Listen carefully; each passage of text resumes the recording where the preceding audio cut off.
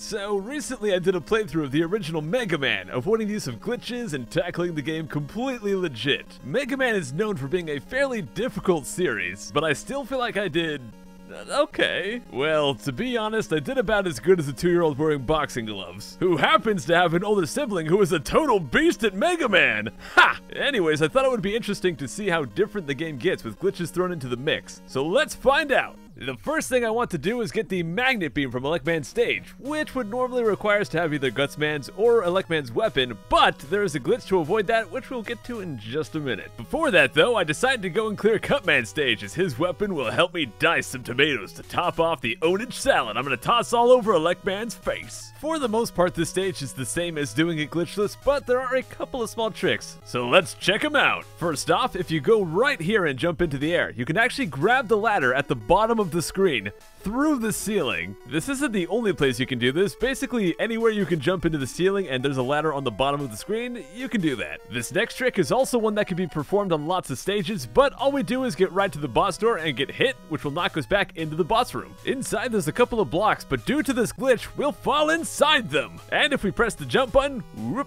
yep. Afterwards, I just have a standard fight against Cutman and finish the stage. Now that we have Cutman's weapon, Elecman's stage will be much easier, so let's do it. Again, the stage is largely the same as a normal playthrough, until we get to the magnet beam, that is. As mentioned before, we normally can't get this without Gutsman's or Elecman's weapon, because they're required to remove these blocks. But of course, we have glitches. So what I do is I go down to this ladder and press down on the D-pad and shoot at the same time. But I have to press the buttons extremely fast for just one frame. If done right, Mega Man will look like he's climbing the ladder, but will be on top of it. Then if I just press up on the D-pad, he'll fly off over here. This is fun to mess around with because we can just totally spaz the crud out, but we want to actually get that magnet beam, don't we? So first, while I'm over here, I jump and press to the side at the peak of my jump, which should get me to this spot right here. Then I quickly press right, then left on the D-pad, really fast. Doing so will make Mega Man face to the left. And from this point, all we have to do is inch forward until we finally pick up the magnet beam, then simply jump and boom, you are out of there. The magnet beam is yours. I do have to mention though, be careful when you're doing this, because if you go too far, you will get stuck in the box. And you can never get out.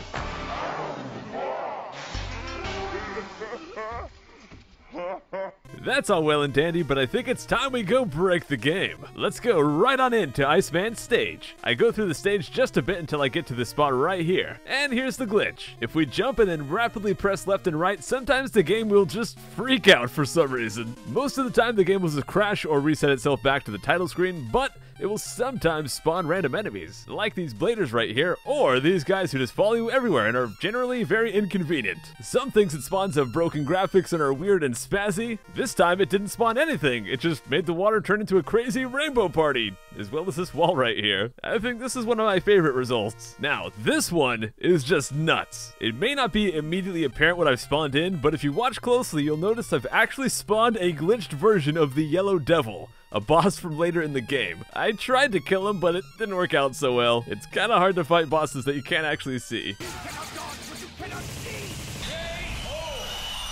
And this last one is my favorite of all. The glitch just made the game think I beat the stage. It calculates my score and sends me back to the stage select screen. A bit confused, I went into Fireman's stage just to check if it gave me Iceman's weapon, and wow, the graphics are all messed up. Yes, this glitch is going to break the graphics for the rest of the game. Also, yeah, I got Iceman's weapon too.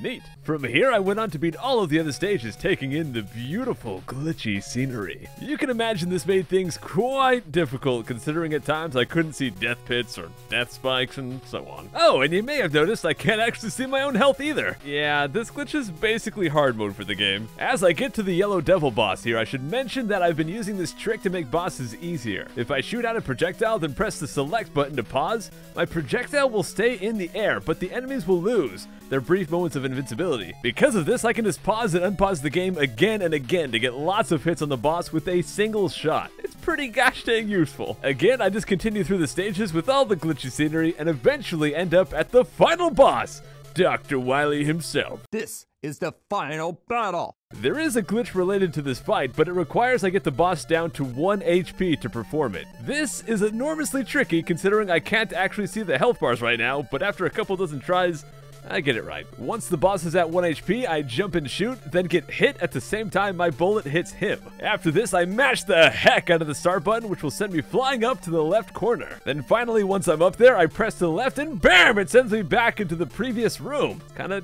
nifty. It's pretty cool. And from here, you can actually re-enter the boss room and start the fight over. I'm not entirely sure why you'd want to do that, but you could. Finally, I take the boss down and get sent off to the credits. I just really want you guys to see this ridiculous mess, because it's probably my favorite part of this glitch. The credits are just completely destroyed by this, and it only gets worse and worse as the credits go by. This, my friends, is what glitching is all about. I love it so much. And believe it or not, the Iceman glitch that started this whole thing could actually have even more wacky results than I showed here. A lot of it is just random and fun to mess around with, but you can't really control what exactly you get, as far as I know at least. Oh hey, there's the programmer. Well, you did a great job. And as we get to the end, Mega Man jumps and explodes while Roll stares at him in utter terror. And the presented by Capcom text appears. Thank you, Capcom. Thank you very much. And thank you for watching. Crud. Just hit my mic. And thank you for watching. I'll see you next time. Hey guys, thanks for watching this video. If you want to see more glitches, click on this annotation right here or click on the link below. Or you can click on this annotation if you want to see my Let's Play of this game. See you guys next time. Take care.